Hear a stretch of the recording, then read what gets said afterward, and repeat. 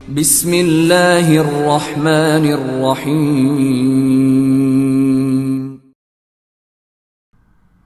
Episode 6۔ کتاب کا نام خاک و خون، دا اٹراسٹیز آف برٹش راج۔ مصنف نسیم حجازی۔ گھوڑ دوڑ سے چند روز بعد ایک دن ہری سنگھ ہلکی پھالی بنا رہا تھا۔ شیر سنگھ اس کے قریب بیٹھا ہوا تھا۔ افضل آیا اور اس نے کہا، ہری سنگھ، کل میں نے اپنی گھوڑی کی زنجیر کی چابی اس کے قفل میں ہی رہنے دی، شاید کسی بچے نے گم کر دی ہے۔ میں تمہیں زنجیر لا دیتا ہوں، اس کے لیے نئی چابی بنوا دو۔ اچھا، بنوا دیتا ہوں، لیکن چابی کا خیال رکھا کرو، کسی برے آدمی کے ہاتھ لگ گئی تو کہیں گھوڑی نہ لے اڑے۔ پرسوں سردار چرن سنگھ کی گھوڑی چوری ہو گئی ہے۔ اس کے پاؤں میں زنجیر پڑی ہوئی تھی، لیکن چور نے چابی لگا کر کھول لی۔ افضل نے کہا، اس زنجیر کے تالے بھی کچھ اچھے نہیں۔ میرا خیال ہے کہ کسی دن شہر جا کر کوئی مضبوط سی زنجیر لے کر آؤں، لیکن ابھی تم اس کی چابی بنا دو۔ افضل چلا گیا تو تھوڑی دیر بعد کوکا وہاں سے گزرا۔ اس کے سر پر وہی پگڑی تھی جو اس نے ہری سنگھ سے شرط میں جیتی تھی۔ ہری سنگھ نے شیر سنگھ سے کہا، میں نے سنا ہے کہ افضل نے تمہاری پگڑی تمہارے گھر بھیج دی ہے، لیکن یہ کاکو بڑا بدماش ہے، یہ روز میری پگڑی دکھانے کے لیے ادھر سے گزرتا ہے۔ شیر سنگھ نے کچھ دیر سوچنے کے بعد کہا، ہری سنگھ، اگر تم 20 روپے کمانا چاہتے ہو تو میرے ساتھ ایک سودا کرو۔ 20 روپے کا نام سن کر ہری سنگھ کا ہتھوڑا رک گیا اور اس نے کچھ سوچ کر کہا، اگر تم میری گائے خریدنا چاہتے ہو تو میں 30 سے ایک کوڑی کم نہیں لوں گا۔ شیر سنگھ نے کہا، نہیں، 20 روپے میں میں تمہیں ایک ایسی چیز دوں گا جس کی قیمت 2 پیسے سے زیادہ نہیں ہوگی۔ تم مذاق کرتے ہو؟ میں مذاق نہیں کرتا۔ اچھا بتاؤ وہ کیا چیز ہے؟ پہلے قسم کھاؤ تم کسی سے اس بات کا ذکر نہیں کرو گے۔ چلو میں باپو کی قسم کھاتا ہوں۔ نہیں، گرو گرنتھ کی قسم کھاؤ۔ ہری سنگھ نے 2 پیسے کی چیز 20 روپے کے عوض فروخت کرنے کے لالچ میں یہ قسم کھا لی تو شیر سنگھ نے کہا، افضل کی گھوڑی کی زنجیر کی ایک اور چابی بنا دو اور مجھے دو۔ ہری سنگھ تھوڑی دیر کے لیے سکتے میں آ گیا اور اس نے کہا، تم؟ ہاں، میں اس گھوڑے کو دریا کے پار پہنچانا چاہتا ہوں۔ ہری سنگھ نے تھوڑی دیر سوچنے کے بعد کہا، لیکن اگر تم پکڑے گئے تو میں بھی تمہارے ساتھ پھنس جاؤں گا۔ شیر سنگھ نے کہا، میں قسم کھاتا ہوں میں تمہارا نام کسی کو نہیں بتاؤں گا۔ ہری سنگھ نے کہا، چوری پاپ ہے، تمہیں اس سے کیا، تم مجھے چابی بنا دو۔ ہری سنگھ نے کسی طرح اپنی ضمیر کی رضامندی حاصل کر لی، تاہم اس نے کہا، جب تم گھوڑی لے کر کہیں جاؤ گے تو تمہیں گاؤں میں نہ پا کر وہ تم پر شک کریں گے۔ تم فکر مت کرو، میرا کام گھوڑی کو اس کی حویلی سے باہر نکالنا ہوگا، اسے لے جانے والے یہاں موجود ہوں گے۔ اچھا تم جاؤ، افضل تمہیں میرے پاس بیٹھا دیکھ کر شک کرے گا، میں پھالی کے ساتھ چابی بھی تمہارے گھر پہنچا دوں گا، لیکن چابی صرف مجھے دینا، میرے باپو کو بھی مت بتانا۔ اور پیسے کب ملیں گے؟ شیر سنگھ نے اٹھتے ہوئے جواب دیا، جس دن گھوڑی نکل جائے گی۔ رات کے 2 بجے موسلا دھار بارش ہو رہی تھی۔ شیر سنگھ بیرونی دیوار پھاند کر حویلی کے اندر داخل ہو گیا۔ اس نے دبے پاؤں پھاٹک کی طرف چلتے ہوئے اپنی جیب سے چابیوں کا ایک گچھا نکالا اور کنڈی ٹٹولنے لگا۔ وہ ابھی تاریکی میں ہاتھ مار رہا تھا کہ بجلی چمکی اور وہ یہ دیکھ کر حیران رہ گیا کہ کنڈی میں تالا نہیں ہے۔ وہ دن پہلے بھی اس نے قسمت آزمائی کی تھی، لیکن پھاٹک کے اندر کی طرف کنڈی میں تالا لگا ہوا تھا اور اسے مایوس ہو کر لوٹنا پڑا تھا۔ آج ہری سنگھ لوہار اور امر سنگھ ڈاکو نے اسے 15-20 چابیاں مہیا کر دی تھیں، لیکن کنڈی کا تالا غائب تھا اور اس نے سوچا شاید گھر کے آدمی تالا لگانا بھول گئے ہوں، اور ادھر ادھر دیکھ کر آہستہ سے کنڈی کھول دی، لیکن دروازے کو اسی طرح بند رہنے دیا اور دبے پاؤں چلتا ہوا مویشی خانے میں داخل ہو گیا۔ بجلی کی چمک میں وہ حویلی کے دوسرے سرے پر برآمدے میں سونے والے آدمیوں کی چارپائیاں دیکھ چکا تھا، لیکن بارش کی تیزی کے باعث اسے اطمینان تھا کہ وہاں اگر کوئی جاگ بھی رہا ہو تو صحن کے دوسرے سرے پر معمولی آہٹ اس کے کانوں تک نہیں پہنچ سکے گی۔ تاہم اس کا دل دھڑک رہا تھا۔ کچھ دیر تذبذب کی حالت میں مویشی خانے کے دروازے کے اوٹ میں کھڑا رہا۔ اس نے اپنی لاٹھی دروازے کے ساتھ لگا کر رکھ دی، جیب میں ہاتھ ڈال کر گھوڑی کے پاؤں کی زنجیر کی چابی نکالی اور چابیوں کا بڑا گچھا وہیں ڈال دیا۔ بجلی کی ایک اور چمک کے بعد وہ اپنے گرد و پیش کا جائزہ لے کر اپنے کام میں مصروف ہو گیا۔ खूंटे से घोड़ी की गर्दन का रस्सा खोलने के बाद वो बैठकर घोड़ी के पांव की जंजीर खोलने लगा। अंधेरे में उसने उंगलियों से टटोलकर ताले का सुराख तलाश किया। उसकी दिल की धड़कन लहजा ब लहजा तेज़ हो रही थी और उसके हाथ कांप रहे थे। बारिश के बाइस मौसम में काफ़ी हद तक एतदाल आ चुका था, ताहम उसे पसीना आ रहा था। उसने कांपते हुए हाथों से एक तरफ का ताला खोला। घोड़ी के दूसरे पांव तक हाथ ले जाने के लिए वो दोनों घुटने ज़मीन पर टेक आगे बढ़ा और फिर वो दूसरे ताले का सुराख टटोल रहा था कि घोड़ी ने अचानक गर्दन हिलाई और एक सुम ज़मीन पर मारते हुए नथनों से खुर खुर की आवाज़ निकालने लगी। शेर सिंह ने घोड़ी के गले का रस्सा अपनी बगल में ले लिया था और उसे चमकारने और उसकी गर्दन पर हाथ फेरने के बाद उसी तरह बैठकर ताला खोलने में मसरूफ़ हो गया।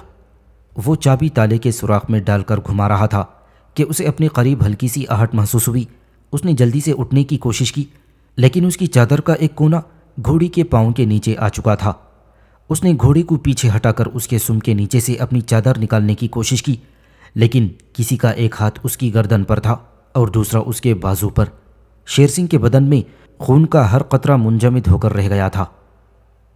एक सानिया के बाद उसने अपनी बदहवासी पर काबू पाकर उठने की कोशिश की, लेकिन उसने महसूस किया कि उसकी आहिनी गिरफ्त से आज़ाद होना मुमकिन नहीं। पहला ख्याल जो उसके दिमाग में आया वो ये था कि हमला आवर अफजल के सिवा कोई नहीं हो सकता। हमला आवर ने अचानक उसकी गर्दन छोड़कर दोनों हाथों से उसकी कलाई पकड़ ली और मरोड़ कर उसकी पीठ के साथ लगा दी। शेर सिंह ने महसूस किया कि अगर उसने ज़रा और ज़ोर दिया तो उसका बाजू टूटकर उसके कंधे से अलग हो जाएगा। पकड़ने वाले ने अपनी जिस्मानी बरतरी का एक सबूत देने के लिए उसकी कलाई छोड़ दी और अचानक उसकी कमर में बाजू डालकर उसे ऊपर उठा लिया और उसे उछालकर खुरली में फेंक दिया था। और बेशतर इसके कि शेर सिंह उठकर बैठता, हमला आवर उसके सीने पर सवार हो चुका था। मैं तुम्हारा 2 रातों से इंतज़ार कर रहा था, तुम अब नहीं जा सकते। ये अफजल की आवाज़ थी जिसमें गुस्से या इस्तिराब से कहीं ज़्यादा खुद एतमादी थी। वो खुद एतमादी जिसकी बदौलत मर्द शेर के गले में दस्ता डाल देते हैं। शेर सिंह को पहली बार बुज़ुर्गों के उस कौल की सदाकत का एतराफ़ करना पड़ा कि चोर के पहलू में दिल नहीं होता। वो महसूस कर रहा था कि अगर अफजल के सामने उसकी हैसियत एक चोर की ना होती तो वो इस कदर बूदा साबित ना होता। वो अपनी क़ुव्वत मुदाफ़ियत को उस हवेली की 4 दीवारी से बाहर छोड़ आया था। उसने ये भी महसूस किया था कि अगर अफजल 2 रातों से उसका इंतज़ाम कर रहा है तो उसके तमाम इंतज़ामात मुकम्मल होंगे, इसलिए जद्दोजहद फजूल है। और अफजल जैसे उसकी दिल की आवाज़ सुन रहा था और वो कहने लगा, अगर भागने की कोशिश करोगे तो तुम देखोगे कि मेरे हाथ बहुत बेरहम हैं, लेकिन तुम में थोड़ी बहुत समझ ज़रूर होगी। अच्छा बताओ तुम कौन हो? शेर सिंह खामोश रहा। अफजल ने उसकी पगड़ी उतारकर उसकी टांगें बांध दी और फिर उसे उल्टा करके उसके दोनों हाथ पीछे की तरफ बांध दिए थे। इस काम से फारिग होकर वो घोड़ी की तरफ मुतवज्जे हुआ। उसने झुककर घोड़ी के पाँव की जंजीर टटोली और बोला, ओहो, तुम तो अपना काम ख़त्म कर चुके थे। खैर, अब ये जंजीर तुम्हारे काम आएगी। अफजल ने जंजीर उठाकर उसके पाँव में डाल दी और उसे खुरली में सीधा लिटाते हुए कहा, देखो, मैं शोर मचाकर घर के आदमियों को परेशान नहीं करना चाहता। अब सीधी तरह मेरी बातों का जवाब दो। तुम किस गांव से आए हो और तुम्हारे साथी कौन कौन हैं? शेर सिंह ने कोई जवाब ना दिया। अफजल ने फिर कहा, मैं ये समझता हूँ कि तुम अकेले यहाँ तक नहीं पहुँच सकते। हमारे गांव से कोई तुम्हें रास्ता दिखाने वाला ज़रूर है। मैं तुम्हें छोड़ सकता हूँ, लेकिन अपने गांव के बदमाश को नहीं छोड़ूंगा। अगर वो किसी जगह बाहर तुम्हारा इंतज़ार कर रहा है तो मुझे बता दो। शेर सिंह ने फिर कोई जवाब ना दिया। बाहर बिजली चमकी। दरवाजे के रास्ते आने वाली रोशनी में अफजल को शेर सिंह के चेहरे की हल्की सी झलक दिखाई दी और वो चिल्ला उठा, शेर सिंह! चोर इस पर भी खामोश रहा। अफजल भागता हुआ बाहर निकला। थोड़ी देर में वो वापस आया तो उसके हाथ में लालटीन थी। चंद लम्हे वो खामोशी की हालत में शेर सिंह की तरफ देखता रहा। फिर उसने लालटीन दीवार के साथ लटका दी और खुरली पर एक पाँव रखकर उसकी तरफ देखने लगा। शेर सिंह बदतरीन सज़ा के लिए तैयार हो चुका था, लेकिन अफजल की खामोशी उसके लिए सब्र आजमा थी। बिलाखिर अफजल बोल पड़ा, तो परसों भी तुमने ही हमारी दीवार फांदी थी। अगर मैं दीवार पर उखड़ी हुई मिट्टी और नीचे दोनों तरफ पाँव के निशानात ना देखता तो तुम अपने मकसद में कामयाब हो गए होते। उस दिन शायद तुम फाटक की कुंडी में ताला देखकर वापस चले गए थे। میں نے کل رات تالا اتار لیا تھا، لیکن کل تم نہیں آئے۔ میں سمجھ گیا تھا کہ چور ایک رات جاگنے کے بعد اگلی رات کو آرام کرتا ہے۔ مجھے یقین تھا کہ آج تم ضرور آؤ گے، لیکن مجھے تم پر رحم آتا ہے۔ گھوڑ دوڑ میں ہار جانا اس قدر شرمناک بات نہ تھی کہ تم چوری پر اتر آتے۔ تمہاری صورت چوروں جیسی نہیں ہے۔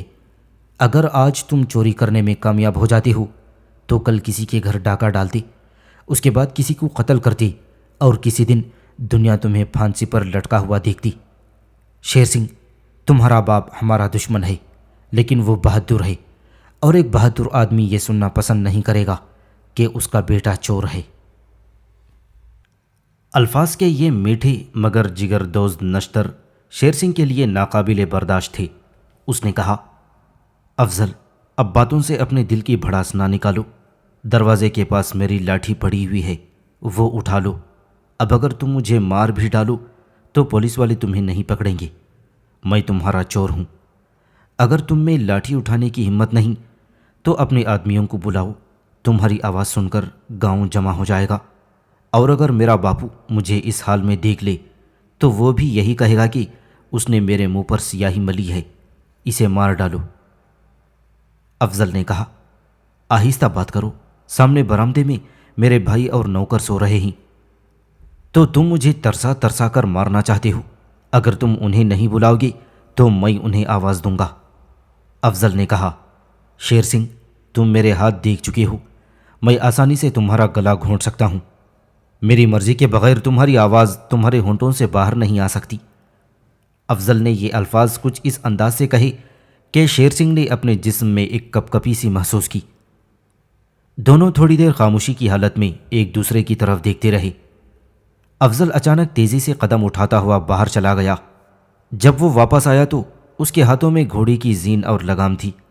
اس نے اطمینان سے گھوڑی کی پیٹھ پر زین رکھ کر اسے لگام دی اور پھر زین کستے ہوئے بولا، شیر سنگھ، تم نے کسی آدمی کو پھانسی پر لٹکتے ہوئے نہیں دیکھا، میں نے بھی نہیں دیکھا، لیکن بھائی کے ساتھ جا کر دلاور علی ڈاکو کی لاش دیکھی تھی۔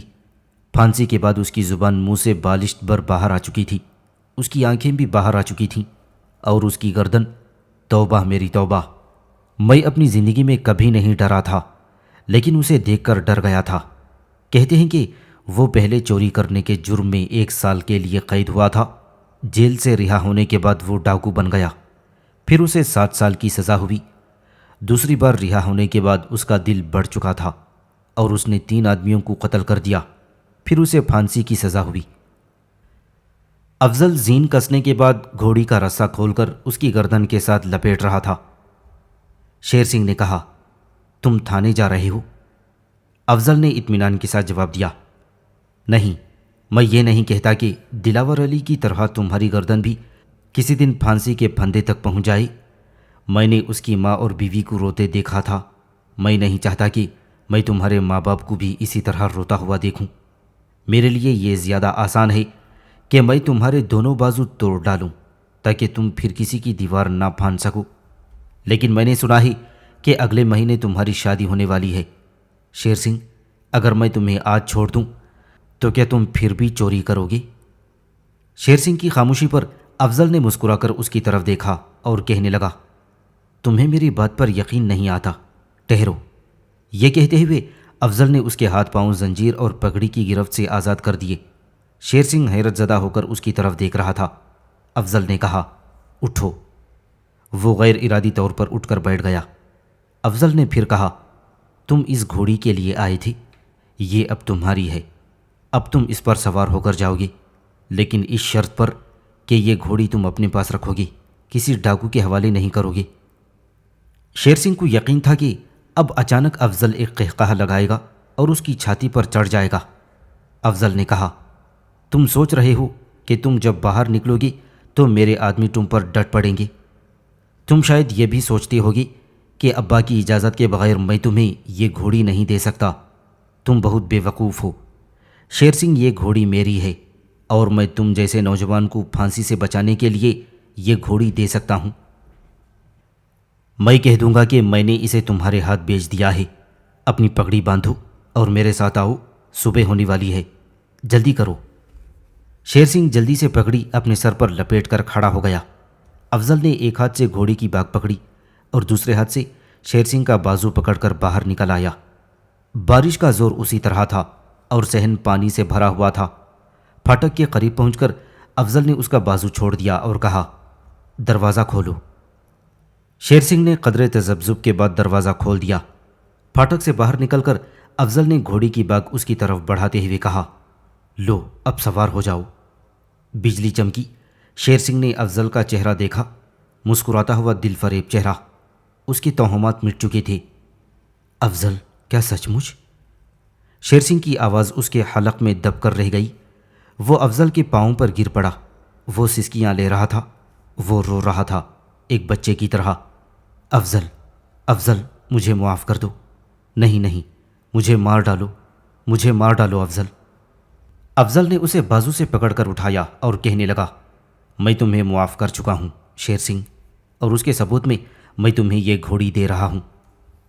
بھگوان کے لیے اس گھوڑی کا نام مت لو۔ اس سے پہلے میں انسان نہیں تھا، لیکن حیوان بھی نہیں ہوں۔ مجھے اس بدماش نے ورغلایا تھا جو روز میرے پاس آتا تھا۔ افضل نے پوچھا، کون ہے وہ؟ امر سنگھ ڈاکو۔ کہاں ہے وہ؟ وہ ہماری حویلی کے دروازے پر میرا انتظار کر رہا ہوگا۔ اس پر افضل نے کہا، میں تمہارے ساتھ چلتا ہوں۔ نہیں، یہ میرا اور اس کا معاملہ ہے۔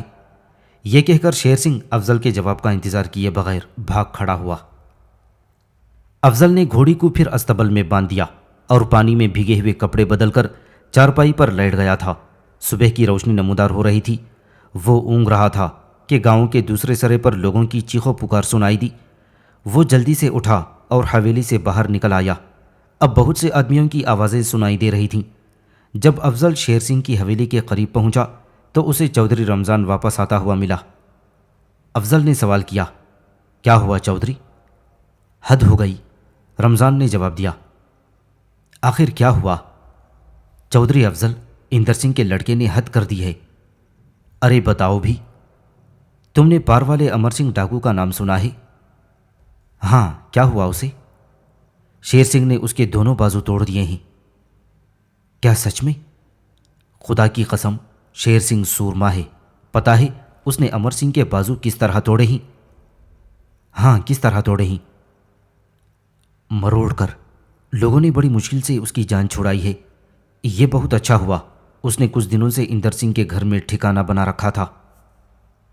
مجھے ڈر تھا کہ کوئی واردات ضرور ہوگی، لیکن اب وہ اس گاؤں کا رخ نہیں کرے گا۔ رمضان اور افضل باتیں کر رہے تھے کہ شیر سنگھ کی حویلی میں پھر شور سنائی دیا۔ افضل نے کہا، اب کیا ہو رہا ہے؟ رمضان نے جواب دیا، اب لوگ یوں ہی شور مچا رہے ہیں۔ امر سنگھ تو بازو توڑوا کر جا چکا ہے۔ نہیں، شاید کسی کو مار پڑ رہی ہے۔ رمضان نے کہا، نہیں، وہ ہنس رہے ہیں۔ چلو، مجھے تو بارش میں سردی لگ رہی ہے۔ افضل اور رمضان وہاں سے کھسکنے کو تھے کہ کاکو عیسائی بھاگتا ہوا آیا۔ وہ ہنسی سے لوٹ پوٹ ہو رہا تھا۔ کیا ہے کاکو؟ افضل نے سوال کیا۔ اس نے جواب دیا، چودھری جی، آج مزہ آ گیا۔ سالہ ہری سنگھ بھی کیا یاد کرے گا۔ آخر ہوا کیا؟ شیر سنگھ نے ہری سنگھ کے سر پر گن کر 20 جوتے مارے ہیں۔ ارے وہ کیوں؟ پتہ نہیں، اس کی قسمت ہی ایسی ہے۔ لوگ اس کی حویلی میں جمع ہو رہے تھے۔ وہ بھی معتبری دکھانے کے لیے وہاں آ گیا۔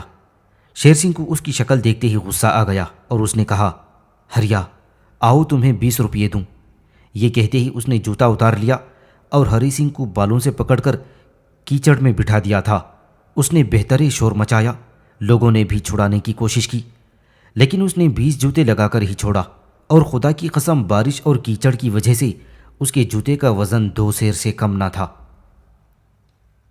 جو کچھ افضل کی حویلی میں ہوا تھا اس کا 2 آدمیوں کے سوا کسی کو علم نہ تھا، لیکن شیر سنگھ کے ہاتھوں علاقے کے مشہور و معروف ڈاکو کا پٹنا اور ہری سنگھ کا جوتے کھانا گاؤں کے لوگوں کے لیے معمولی واقعات نہ تھی۔ اور ایسے حادثات کے بعد گاؤں کے لوگ بھگت رام کی دکان پر یا چودھری رحمت علی کی حویلی کے سامنے بڑ کے درخت کے نیچے جمع ہو کر تبصرے اور قیاس آرائیاں کرتے تھے۔ کوئی درخت کے نیچے چبوترے پر اپنی چادر بچھا کر بیٹھ جاتا اور کوئی اپنی چارپائی اٹھا لاتا، اور سردیوں کے دنوں میں ایسی محفلیں سائیں اللہ رکھا کے تکیے میں منعقد ہوتیں۔ گاؤں کی ہر محفل اسماعیل کے بغیر نامکمل سمجھی جاتی۔ اگر وہ خاموش ہو جاتا تو لوگ سمجھتے کہ اسے کوئی نئی تدبیر سوچ رہی ہے، اور جب وہ اچانک گردن اٹھا کر کسی کی طرف دیکھ کر مسکراتا تو لوگ سمجھ جاتے کہ اب کسی کی شامت آنے والی ہے۔ ادھر کی زبان ہلتی، ادھر لوگوں کے قہقہے بلند ہونے لگتے۔ لچمن سنگھ کو ذرا اونچا سنائی دیتا، وہ عام طور پر اس کے قریب بیٹھتا، لیکن اس کے باوجود جب کبھی اسماعیل کی آواز اس کے کانوں تک نہ پہنچتی تو وہ بھی قہقہہ لگانے میں دریغ نہ کرتا۔ جب لوگ خاموش ہو جاتے تو وہ کسی سرگوشی کے انداز میں کہتا، کیا کہا اسماعیل نے؟ لوگ اسے بلند آواز میں سمجھاتے اور اسے دوسرا قہقہہ لگانا پڑتا۔ اسماعیل گاؤں کے لیے ایک دائمی مسکراہٹ اور ایک مسلسل قہقہہ تھا، لیکن چودھری رمضان اس سے بے حد نالان تھا۔ جب اسماعیل کو کوئی نہ سوچتی تو اس کی توجہ چودھری رمضان پر مبذول ہو جاتی۔ وہ ایسے موقعوں پر انتہائی دانشمندی سے کام لیتا، لیکن اس کے منہ سے جو بھی بات نکلتی اسماعیل اسے اہل محفل کے قہقہوں کا موضوع بنا دیتا۔ بارہا چودھری رمضان نے اپنے دل میں عہد کر لیا تھا کہ وہ اسماعیل کے قریب نہیں بیٹھے گا، لیکن لوگوں کے قہقہے اس کے لیے صبر آزما ثابت ہو رہے تھے اور اسے اپنے ارادوں کے خلاف گھر سے نکل کر محفل میں شریک ہونا ہی پڑتا، اور کبھی کبھی وہ گھر میں بیٹھ کر حقے سے دل بہلانے کی کوشش کرتا، لیکن لوگ اپنی محفل میں اس کی کمی محسوس کرتے اور کوئی نہ کوئی اسے بلانے کے لیے آ جاتا۔ آج اگر بارش کا زور نہ ہوتا تو گاؤں کے بڑے بوڑھے یقیناً بڑھ کے بڑے درخت کے نیچے جمع ہوتے اور اسماعیل اپنے مخصوص انداز میں یہ معمہ حل کرتا کہ شیر سنگھ نے ہری سنگھ کے سر پر 20 جوتے کیوں مارے۔ رمضان اور کاکو کسی نہ کسی بہانے ہری سنگھ کو اٹھا کر محفل میں لے آتے، لیکن بارش جو صبح کے وقت قدرے کم ہو گئی تھی اب پھر زوروں پر تھی، اور گاؤں کے ایک جوہڑ کا پانی بڑھ کے درخت کے نیچے مٹی کی چبوترے تک اور دوسرے جوہڑ کا پانی عیسائیوں کے گھروں تک پہنچ چکا تھا۔ چودھری رمضان کا صحن پانی میں ڈوبا ہوا تھا، اس کی حویلی کی ایک دیوار گر گئی اور اس کا ایک بھینسا نیچے دب گیا، اور وہ چلا رہا تھا کہ لچمن سنگھ اور اس کے ساتھی دیوار کو پیچھے سے دھکا دے کر گرا گئے ہیں۔ لوگوں کو اپنے گھروں اور کھیتوں کی فکر تھی، اس لیے وہ سب کسی جگہ جمع ہو کر تازہ واقعات پر اسماعیل کا تبصرہ سن رہے تھے۔ صرف 8-10 آدمی مویشیوں والی حویلی کے برآمدے میں اسماعیل کے گرد جمع ہو گئے اور گپے ہانک رہے تھے۔ بارش کی رفتار کے ساتھ سیلاب کا خطرہ بڑھ رہا تھا۔ اسماعیل حسب معمول قہقہے لگا رہا تھا۔ آج اس کے ساتھ افضل بھی ہنس رہا تھا، لیکن اس کی ہنسی کی وجہ کچھ اور تھی۔ چودھری رحمت علی سر پر چھتری تانے گھر کی دیوڑی سے نکل کر برآمدے میں داخل ہو گیا اور بولا، تم یہاں کیا کر رہے ہو؟ اگر سیلاب کے پانی نے کھیتوں کا رخ کر لیا تو مکئی اور ماش کی فصل تباہ ہو جائے گی۔ جاؤ دیکھو کوئی نالے کا بند ہی نہ توڑ دے۔ غلام حیدر نے کہا، میں ابھی چکر لگا کر آتا ہوں۔ رمضان شور مچاتا ہوا حویلی میں داخل ہوا اور صحن میں اس کا پاؤں پھسلا اور وہ کیچڑ اور پانی میں لت پت ہو گیا۔ اسماعیل نے قہقہہ لگایا اور باقی سب نے اس کی تقلید کی۔ چودھری رحمت علی نے انہیں ڈانٹتے ہوئے کہا، بہت بے شرم ہو تمہیں بڑوں کا ذرا بھی لحاظ نہیں۔ رمضان نے اٹھ کر آگے بڑھتے ہوئے کہا، چودھری جی یہاں بیٹھے دانت نکال رہے ہیں اور اندر سنگھ اپنے محلے کے سارے آدمیوں کو لے کر نالے کا بند توڑنے جا رہا ہے۔ میں نے ان کی باتیں سنی ہیں، وہ لڑائی کے لیے تیار ہو گئے ہیں اور ان کے ساتھ دوسرے گاؤں کے 6-7 بدماش بھی ہیں۔ چودھری جی اگر انہیں نہ روکا گیا تو آپ کے ساتھ میری فصل بھی برباد ہو جائے گی۔ رحمت علی نے کہا، اچھا اندر سنگھ شرارت سے باز نہیں آتا؟ پچھلے سال انہوں نے اپنی زمین کی حفاظت کے لیے بند نہیں لگایا تھا، اب پانی آ گیا ہے تو وہ یہ چاہتے ہیں کہ ان کے ساتھ ہماری بھی فصل تباہ ہو جائے۔ اس پر رمضان نے کہا، ان کا خیال ہے کہ اگر اب بند توڑ دیا جائے تو ان کے کھیتوں کی طرف نالے کے پانی کا زور کم ہو جائے گا۔ آج گاؤں کے تمام سکھ ان کے ساتھ مل گئے ہیں اور وہ سب شراب سے بد مست ہو کر رہ گئے ہیں۔ ان کے پاس لاٹھیاں اور برچیاں ہیں اور شاید پستول بھی۔ ہم نے کئی بار ان کی بہادری دیکھی ہے۔ غلام حیدر جاؤ نور محمد اور علی محمد کو خبر کر دو، اور اسماعیل تم باقی آدمیوں کو بلا لاؤ۔ نور محمد اور علی محمد چودھری رحمت علی کے چھوٹے بھائی تھے۔ ان کی حویلیاں اور رہائشی مکانات گاؤں سے باہر تھے۔ نور محمد کے 5 اور علی محمد کے 3 بیٹے تھے۔ آن کی آن میں رحمت کی حویلی کے اندر 25 آدمی جمع ہو گئے۔ چودھری رمضان ایسے معاملات میں بہت زیادہ مبالغہ آرائی سے کام لیا کرتا تھا، لیکن اندر سنگھ کے محلے میں آنے والے چند اور آدمیوں نے اس بات کی تقلید کر دی تھی کہ آج اندر سنگھ کی نیت ٹھیک نہیں ہے۔ مغل شاہی خاندان کے افراد نے اپنی مالی حیثیت کے استحکام کی خاطر ایک اور طریقے پر عمل کیا تھا۔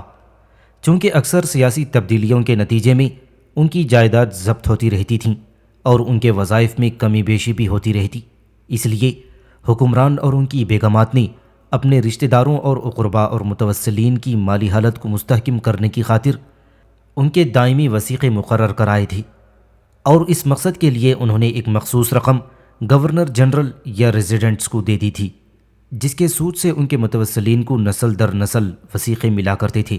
مثلاً غازی الدین حیدر نے کمپنی کو قرض پر روپیہ دیا، اس کے سود سے مندرجہ ذیل افراد کے وظیفے مقرر ہوئے۔ معتمد الدولہ اس کے متعلقین کے لیے 50,000 روپیے ماہوار، مبارک محل کے لیے 10,000 روپیے ماہوار، سلطان مریم کے لیے 1,500 روپیے ماہوار، ممتاز محل کے لیے 1,500 روپیے ماہوار، سرفراز محل کے لیے 1,000 روپیے ماہوار۔ ایک اور قرضے میں بادشاہ نے کمپنی کو 1,08,50,000 روپیے دیے تھے، اور پھر اسے 5 شاہی خاندان کے ارکان کے وظیفے مقرر ہوئے جو 6,000 سے 1,000 ماہوار تک تھے۔ اسی طرح کے دائمی وظائف نصیر الدین حیدر، محمد علی شاہ اور امجد علی شاہ نے اپنے اقربا متوسلین کے لیے مقرر کیے تھے۔ بہو بیگم والدہ آصف الدولہ نے اپنا سارا نقد کمپنی کو دے دیا تھا، جس کے منافع سے ان کے متعلقین کو وثیقے ملا کرتے۔ اس سے اندازہ لگایا جا سکتا ہے کہ شاہی خاندان، اس کے اراکین متوسلین، ملک کے محاصل اور اس کی آمدنی پر قابض تھے، اور اس کا کثیر حصہ ان کی تنخواہوں اور وظیفوں پر خرچ ہوتا تھا، اور اس دولت کے ہوتے ہوئے اس طبقے کے پاس کچھ کرنے کو نہیں تھا، اور اس پیسے کو یہ تہواروں، شادی بیاہ، نظر و نیاز، چڑھاوے، تعزیہ داری، خیرات اور صدقات میں صرف کرتے تھے، اور اپنا زیادہ وقت لہو لعب اور عیش و عشرت میں گزارتے۔ مرغ بازی، بٹیر بازی اور پتنگ بازی پر لاکھوں روپیے خرچ کرتے تھے۔ اس ماحول اور نظام نے ایک ایسے طبقے کو جنم دیا جو انتہائی ناکارہ اور ذہنی لحاظ سے انتہائی پسماندہ تھا، جو اپنا زیادہ وقت بے مقصد کاموں میں صرف کرتے تھے، اور جن کی زندگی کا مقصد دہن کی لذت اور جسمانی عیاشی تھا۔ شاہی خاندان کے افراد کی پرورش محلات میں بیگمات و خواجہ سراؤں کے درمیان ہوتی تھی، اس لیے ان کی عادات و قصائل بھی انہی کے جیسے ہو جاتے۔ ریاست اور سلطنت کے نظم و نسق اور ملکی حالات سے یہ قطعی بے خبر ہوتے تھے۔ ابتدائی سے آرام و آسائش کی زندگی اور فرمائشات کی تکمیل انہیں خودسر اور ضدی بنا دیتی تھی۔ عورتوں کی صحبت اور ابتدائی عمر سے عیاشی ان میں جنسی بے رہ روی پیدا کر دیتی۔ مثلاً شجاع الدولہ کو جہاں عورتوں سے شغف تھا، وہاں مرد پرستی کی طرف بھی مائل تھا۔ ہمت بہادر اور یوسف خواجہ سرا ان کے محبوبوں میں سے تھے۔ آصف الدولہ بھی مرد پرستی کا شکار تھا، کہا جاتا ہے کہ وہ مفعول تھے۔ نصیر الدین حیدر کو عورتوں سے اس قدر تعلق تھا کہ وہ بہت کم محل سے باہر نکلتے تھے۔ انہوں نے ایک عیش محل تعمیر کرایا تھا جس میں سینکڑوں عورتیں جمع رہتی تھیں۔ اکثر لوگ روپیے کے لالچ میں اپنی بہنوں اور بیٹیوں کو ان کی خدمت میں پیش کرتے۔ بادشاہ کے ملازم خوبصورت عورتوں کو لالچ دے کر لاتے۔ بہت سی عورتیں محل میں داخل ہونے کی خواہش میں آ جاتیں اور محل کے ملازمین کی عیاشی کا سامان بنتیں۔ ان کے زمانے میں ملک کی تہائی آمدن عورتوں کے مصارف پر خرچ ہوتی تھی۔ محلات میں عورتوں کی کثیر تعداد کا نتیجہ تھا کہ یہ بیگمات دوسروں سے ناجائز تعلقات رکھتی تھیں۔ نصیر الدین حیدر کی بیوی قدسیہ بیگم نے اس خیال سے کہ بادشاہ کی کوئی اولاد نہیں ہوتی، اپنے پہلے شوہر کو بلا کر کئی مہینے محل میں خفیہ رکھا۔ اس سے حمل ٹھہرا جو بادشاہ کا مشہور ہوا، مگر 6 مہینے میں حمل ساقط ہوا اور انہیں کامیابی نصیب نہ ہوئی۔ ان کی ایک اور بیوی عمدہ بیگم کو بدعتواری کے الزام میں سر منڈوا کر ایک بھنگی کے حوالے کر دیا گیا تھا۔ اس ماحول میں جس کردار کی تعمیر ہوتی تھی اس میں گھٹیا پن، بے مروتی، بد اخلاقی، ظلم و ستم اور لالچ کے سوا اور کچھ نہیں ہوتا۔ آصف الدولہ کے متعلق محمد فیض بخش نے فرح بخش میں لکھا ہے، طفلی سے مزاج لہو لعب کی طرف مائل تھا، مردم پواج کے ساتھ صحبت نامناسب رکھتے تھے، اس لیے رذیل، سفلا اور دوئی ہمت لوگوں کی ہم نشینی پسند تھی۔ بے محل ہنسنا، گالی دینا اور پھر فحش کلام کا ترکی بترکی طالب رہنا، لایانی کھیلوں کی طرف رغبت کرنا، جس شخص کی زبان فحش کلامی کی عادی ہو اس سے نہایت محفوظ ہونا، محفل میں زیادہ تر کلمات فحش پسند کرنا طبعی خاصہ تھا۔ غازی الدین حیدر اپنے نائب سلطنت معتمد الدولہ کے زیر اثر تھی، دن رات نشے میں مست رہتے تھے۔ ایک دن معتمد الدولہ ایک شخص کالکا داس کو بادشاہ کی زیارت کرانے اپنے ساتھ لائی اور اسے ایک جگہ کھڑا کر کے خود کسی کام سے چلے گئے۔ اتفاقاً بادشاہ ادھر آ نکلے اور کالکا داس کو دیکھ کر جو لحیم و سہیم اور کالا بھینگا تھا اسے دیو اور جن سمجھے اور اپنے ملازمین کو حکم دیا کہ اسے گرفتار کر لو۔ معتمد الدولہ نے اسے بعد میں پیسے لے کر چھوڑ دیا اور بادشاہ کے دریافت کرنے پر کہا کہ وہ دیو اچانک غائب ہو گیا۔ اسی قسم کا ایک اور واقعہ پیش آیا۔ بادشاہ ایک شخص پر مہربان تھا۔ معتمد الدولہ نے اسے حکم دیا کہ وہ اپنے گھر سے مت نکلا کرے اور بادشاہ سے کہہ دیا کہ وہ شخص مر گیا ہے۔ ایک دن اتفاق سے وہ شخص گھر سے نکلا اور بادشاہ کی سواری کے سامنے آ گیا۔ اسے دیکھ کر بادشاہ نے کہا کہ یہ شخص تو موجود ہے۔ اس پر معتمد الدولہ نے اور حاضرین دربار نے کہا کہ کہاں ہے؟ حضور کی چشم شامد عالم ارواح کو دیکھ سکتی ہے، ہمیں تو نظر نہیں آ رہا۔ بادشاہ نے اس بات کا یقین کر لیا۔ نصیر الدین حیدر کے دماغ میں قہر و غضب بہت تھا۔ غصے کی حالت میں بہت سوں کو زندہ درگور کروا دیتا۔ محل کی بعض عورتوں کو بد چلنے کے الزام میں زندہ دیوار پر چنوا دیا۔ ایک رات چند خواص کو جو شراب میں مدہوش تھیں ایک کوٹھڑی میں بند کروا دیا، جہاں وہ گرمی اور پیاس کے مارے صبح تک مر گئیں۔ ملک سے جو آمدنی ہوتی تھی اسے رعیت کی فلاح و بہبود پر خرچ نہیں کیا جاتا تھا، بلکہ یہ شاہی خاندان اور اس کے افراد کی ذاتی دلچسپیوں، شغلوں، کھیلوں، تہواروں، تقریبوں اور رسموں پر خرچ ہوتی تھیں۔ مثلاً شادیوں پر بے انتہا خرچ کیا جاتا۔ شجاع الدولہ کی شادی میں 49 لاکھ روپیے، آصف الدولہ کی شادی میں 24 لاکھ روپیے اور وزیر علی کی شادی میں 30 لاکھ روپیے صرف ہوئے۔ آصف الدولہ ہولی اور بسنت کے تہواروں پر 40 لاکھ روپیے خرچ کرتا تھا۔ نواب امیر الدولہ کلکتہ سفارت پر گئے تو سفر خرچ کے انہیں 18 لاکھ روپیے ملے اور 1 کروڑ روپیے تک خرچ کی اجازت تھی۔ آصف الدولہ کا ذاتی خرچ 50,000 روپیے ماہانہ تھا۔ جب اخراجات اور بڑھ جاتے تو فوج میں کمی کرتے اور سپاہیوں کو برطرف کر دیتے۔ غازی الدین حیدر بادشاہ ہوئے تو چتر تخت اور لوازمات شاہی پر 2 کروڑ روپیے خرچ ہوئے۔ نصیر الدین حیدر کے زمانے میں نئی شادیوں، نظر عائمہ معصومین، عزاداری، محرم، لباس، فرمائشات اور اخراجات، محلات پر سارا جمع شدہ خزانہ خرچ ہو گیا اور ان کا ذاتی خرچہ 1 کروڑ روپیہ ماہانہ تھا، جبکہ سلطنت کی آمدنی گھٹ کر 1 کروڑ 6 لاکھ روپیے رہ گئی تھی۔ اخراجات کی زیادتی کے سبب ریاست کے اہلکار رعیت سے زبردست پیسہ وصول کرتے تھے اور آئے دن نئے ٹیکسوں کا اضافہ ہوتا، جس نے ملک کو اقتصادی اور معاشی طور پر کھوکھلا کر دیا۔ معاشرے میں امیر و غریب کے معیار زندگی میں زمین و آسمان کا فرق تھا۔ ایک طرف وہ لوگ تھے جن کے پاس زندگی کی تمام آسائشیں میسر تھیں، تو دوسری طرف وہ لوگ تھے جو ہر آسائش سے محروم تھے۔ لہٰذا ایک ایسا معاشرہ جس میں ایک طبقہ قانون سے بالاتر ہو جائے، دولت جس کے پاس جمع ہو کر مرتکز ہو کر رہ جائے اور پھر جو تمام مراعات کا حقدار ہو، ایک ایسے معاشرے میں انصاف، عدل، قانون اور حق کی کوئی گنجائش نہیں ہوتی، اور یہ طبقاتی نفرت ایسے معاشرے کو تہس نہس کر کے رکھ دیتی ہے۔ یہی کچھ اودھ کے شاہی خاندان کے ساتھ ہوا تھا۔ اس لیے جب اودھ کی سلطنت ختم ہوئی تو اس کا غم ان لوگوں کو تھا جو مراعات یافتہ تھے، جو مفت کی تنخواہیں اور وظیفے لیتے تھے۔ عوام میں اس کا کوئی اثر نہیں ہوا۔ اسی لیے جب واجد علی شاہ کی سواری لکھنؤ سے چلی تو بقول کمال الدین حیدر کے شہدے شہر کے در دولت تا دریائے گنگ و پیادہ، زبان طعن و تشنی بیگانہ کھولے ساتھ رہے۔ یہ شہدے عوام ہی ہو سکتے تھے جو شاید اس وقت اپنی نفرت کا اظہار کر رہے ہوں۔ جانشینوں کی کثرت نے ہمیشہ شاہی خاندان کے زوال میں اہم کردار ادا کیا ہے، کیونکہ ہر شاہی خاندان کے فرد کی یہ خواہش ہوتی تھی کہ حکومت اسے ملے، اور اپنی اس خواہش کی تکمیل کے لیے وہ اپنے حمایتیوں کو ہر قسم کی مراعات دینے کو تیار رہتا تھا۔ اس کے نتیجے میں ہر بادشاہ کی تخت نشینی شاہی خاندان کو کمزور کر دیتی تھی اور اس حمایتی امراء اور جماعتوں کو طاقتور۔ ہندوستان میں ایسٹ انڈیا کمپنی 18ویں صدی میں طاقتور بن کر ابھری۔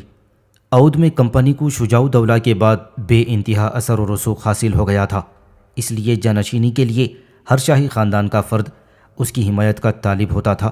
اس صورتحال نے کمپنی کو موقع دیا کہ وہ امیدواروں سے اپنی پسند کے معاہدے کر لے اور جو جس قدر مراعات دے اسے تخت نشین کرائے۔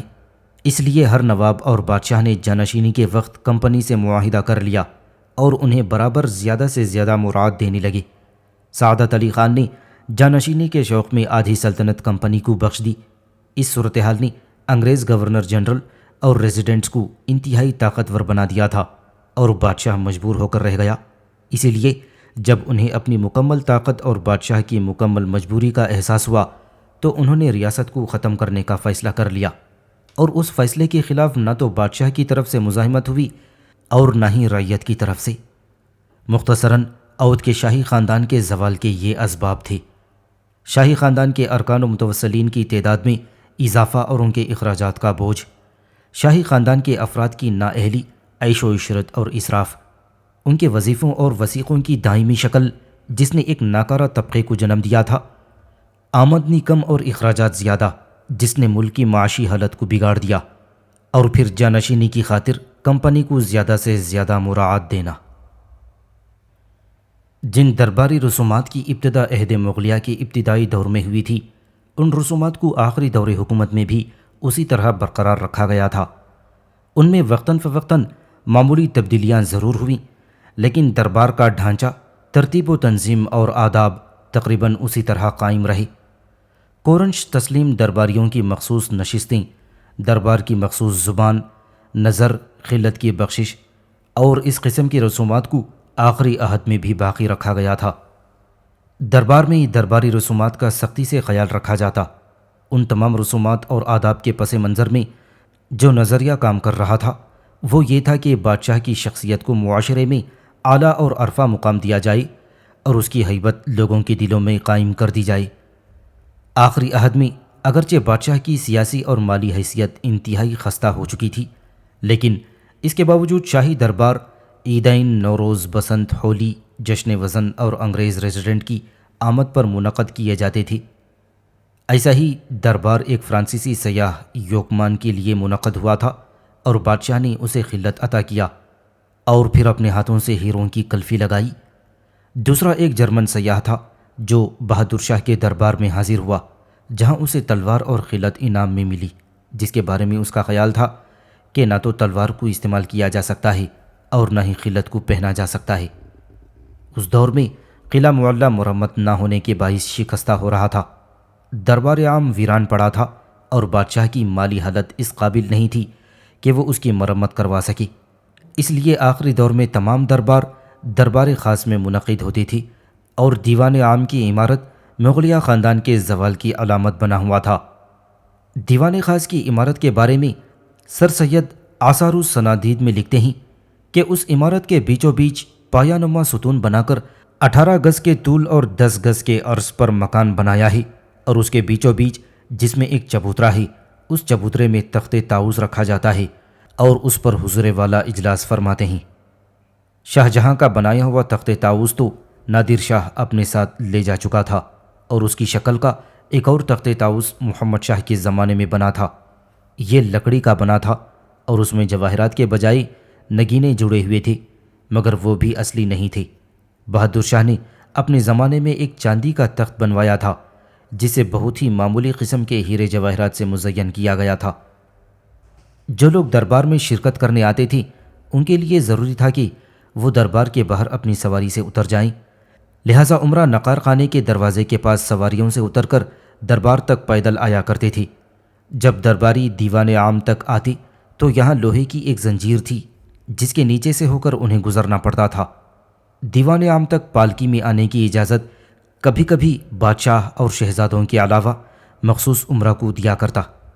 دیوان خاص کے مقابل لال پردے کا دروازہ تھا، اس پر سرخ بانات کا پردہ پڑا رہتا تھا۔ جو شخص بھی دربار میں شرکت کے لیے آتا اور دیوان خاص میں داخل ہونا چاہتا، اس کے لیے ضروری تھا کہ لال پردے کے پاس آ کر مقررہ آداب بجا لائے۔ لال پردے کے پاس غلام لال لکڑیاں لیے کھڑے رہتے تھے، اور اگر غیر آدمی داخل ہونے کی کوشش کرتا تو یہ آنکڑے دار لکڑیاں اس کے گلے میں ڈال کر باہر نکال دیتے۔ پردے کے پاس آداب بجا لانے کی ایک جگہ مقرر تھی جسے سلام گاہ یا آداب گاہ کہتے تھے۔ اس پر کھڑے ہو کر دربار میں آنے والے کو 3 مرتبہ مؤدبانہ سلام بجا لانا ہوتا تھا، اور پردے کے پاس جاتے وقت کوئی چیز ہمراہ لے جانے کی اجازت نہیں تھی، حتیٰ کہ چھتری بھی نہیں لے جا سکتے تھے۔ پردے کے اطراف میں ملازم، ناظر، خواجہ سراہ اور فراش ہر وقت حاضر رہتے تھے۔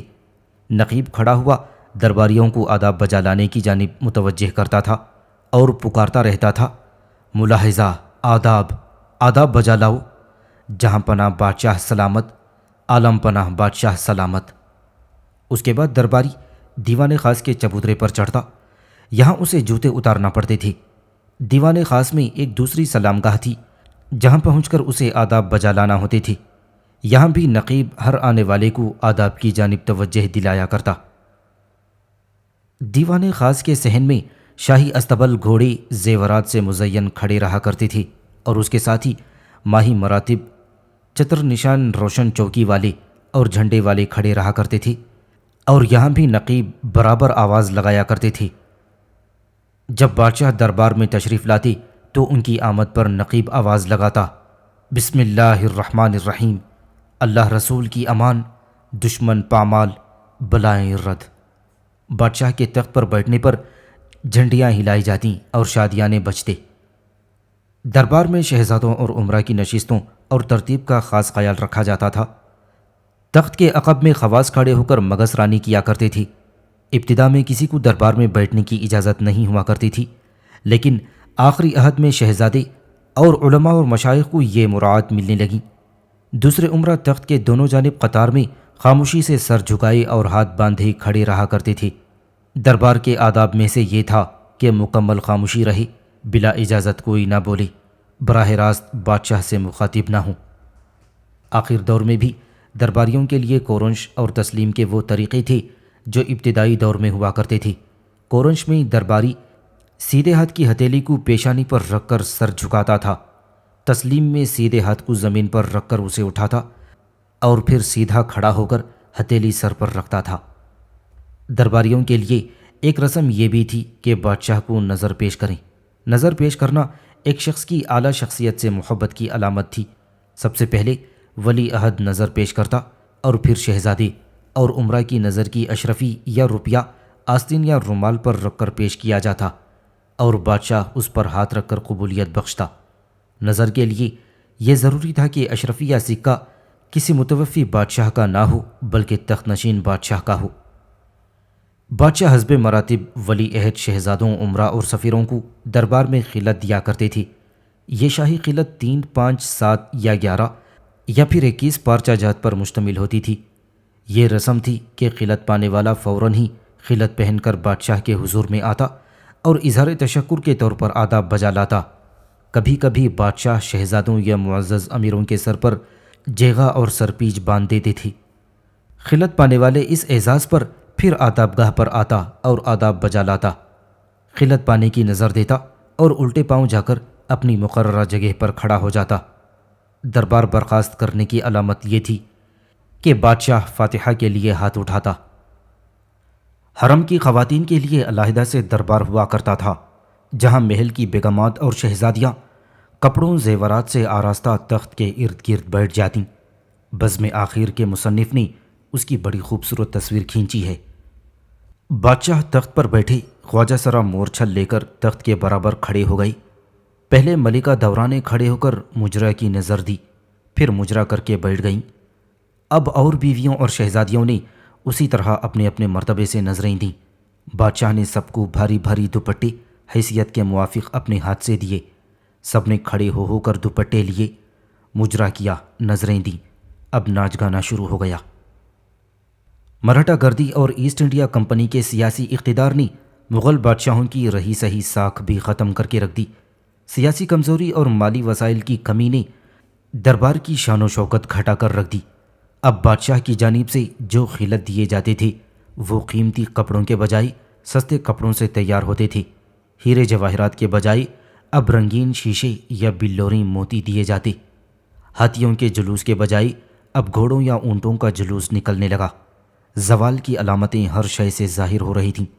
ایک فرانسیسی سیاح داماداؤں نے شاہ عالم یعنی بہادر شاہ ظفر کے بارے میں لکھا ہے، میں نے یہاں دربار عام کے جشن دیکھے ہیں، ان میں کسی قسم کا تزک و احتشام نہیں۔ بادشاہ درباری اور محل کا ساز و سامان انتہائی مفلسی اور ناداری کا پتہ دیتے ہیں۔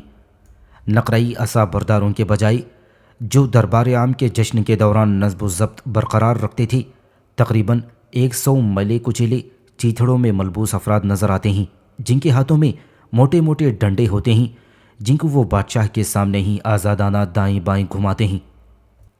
ایسٹ انڈیا کمپنی نے ابتدا میں مغل دربار کے آداب و رسومات کا خیال کیا تھا۔ اس کے عہدیدار جب بھی دربار میں حاضر ہوتے تو وہ ان آداب کو بجا لاتے، بادشاہ کی خدمت میں نظر پیش کرتے اور خلت وصول کرتے۔ لیکن جیسے جیسے ان کا سیاسی اقتدار بڑھتا گیا، انہوں نے دربار کے آداب و رسومات کی خلاف ورزی شروع کر دی۔ مثلاً 5 وقتہ نوبت بند کرا دی، نظر نیاز بند کر دی۔ ریزیڈنٹ نے لکھا ہے کہ اسے بادشاہ کا فرزند ارجمند نہیں لکھا جائے۔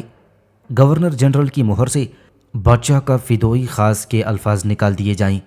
آخر میں بہادر شاہ ظفر سے یہ مطالبہ کیا گیا کہ وہ لال قلعہ چھوڑ کر چلا جائے۔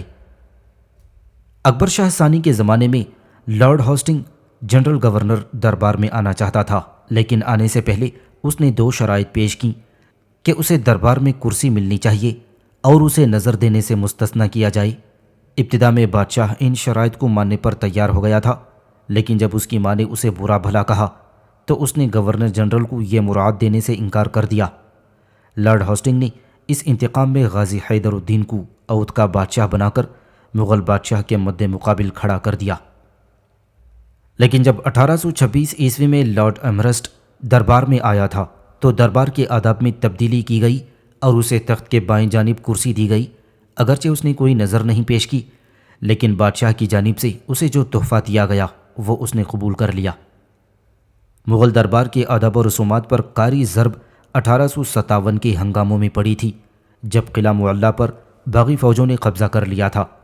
یہ دربار کے آداب و رسومات سے ناواقف تھے، اس لیے انہوں نے صدیوں کی قائم شدہ روایات کو پامال کیا۔ بہادر شاہ ظفر نے اس کا شکوہ ایک خط میں اس طرح کیا ہے: باغی سواروں نے فراش خانہ اور مہتاب باغ خالی نہیں کیا۔ یہ وہ مقامات ہیں جن میں نہ نادر شاہ، نہ احمد شاہ اور نہ کوئی گورنر جنرل گھوڑے پر سوار ہو کر اب تک آیا تھا۔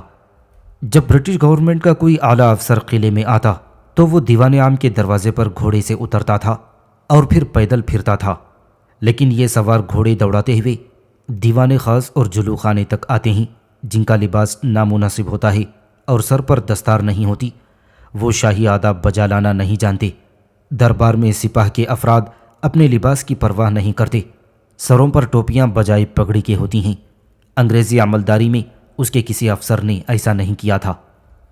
1857 عیسوی کے بعد جہاں مغلیہ بادشاہت کا خاتمہ ہوا، اس کے ساتھ ہی درباری آداب و رسومات بھی ختم ہو گئی تھیں، اور ان کے اثرات ہندوستانی ریاستوں کے درباروں اور دوسرے سرائے ہند کے دربار میں کچھ باقی رہے تھے، اور کچھ زمینداروں اور جاگیرداروں نے اپنی مجلسوں میں باقی رکھا۔ لیکن طبقاتی شعور اور سیاسی تبدیلیوں نے ان آداب و رسومات کو جو مطلق العنان بادشاہت اور طبقاتی معاشرے کی پیداوار تھیں، آہستہ آہستہ ختم کر کے رکھ دیا تھا۔ سامعین سے گزارش کی جاتی ہے کہ ہمارے سارے چینلز ایلیکونٹ ادب ایکسٹراز، سوارڈ آف حق چینل اور اتحاد الانصار چینل میں جن آڈیو بکس اور سیریز کو مکمل کیا جا چکا ہے، ان سب کا مطالعہ ہمارے پلے لسٹ سیکشن سے کریں، اور ان آڈیو بکس اور سیریز کو آپ اپنے دوست و احباب میں شیئر کرتے رہیں، اور ہمارے سوشل میڈیا پلیٹ فارمز کے لنکس ڈسکرپشن میں دیے گئے ہیں۔ ہمیں سبسکرائب اور فالو ضرور کریں۔ جزاک اللہ۔